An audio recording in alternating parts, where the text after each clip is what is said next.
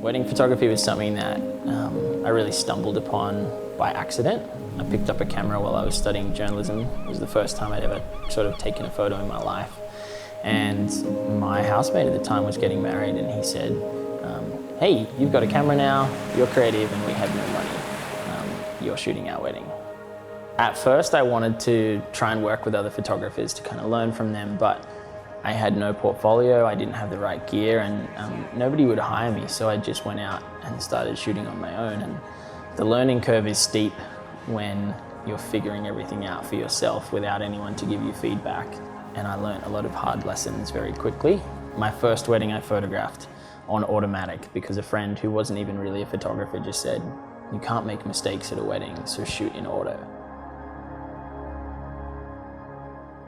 One of the biggest challenges when I first started capturing weddings was looking at other photographers' work and thinking, oh, this is what wedding photography is, this is how it's supposed to look, this is what you're supposed to do, and feeling all this pressure to just copy and rip off other people's styles. It was really difficult to feel like I had permission to create something that was unique and different when it seemed like so much of wedding photography was already set in stone, the style that you had to produce and the photos that you needed to take.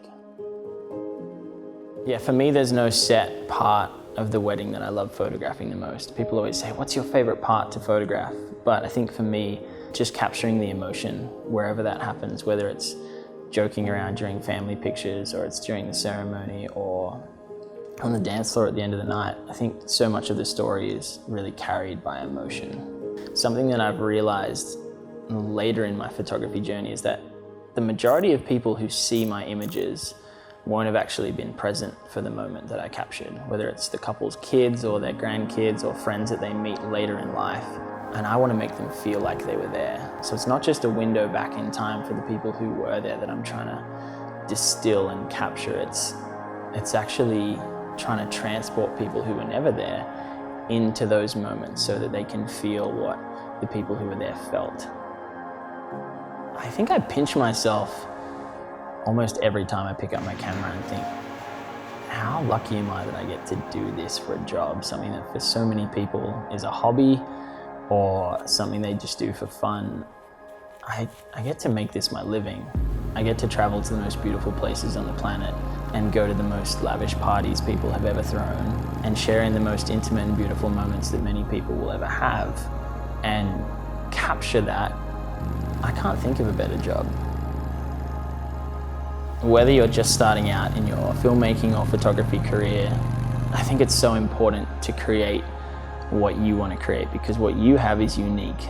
Nobody else on the planet has exactly what you have, and you can create completely different work than anyone else before you or after you. And I think don't settle for copying what other people have done before you.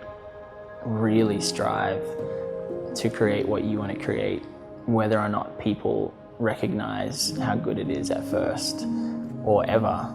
Create what only you can create, whether or not people recognize how good it is or whether they're willing to pay you for it, because I think the creative process is never furthered by pursuit of just appreciation or just profit, but you expressing what you have is the most important part.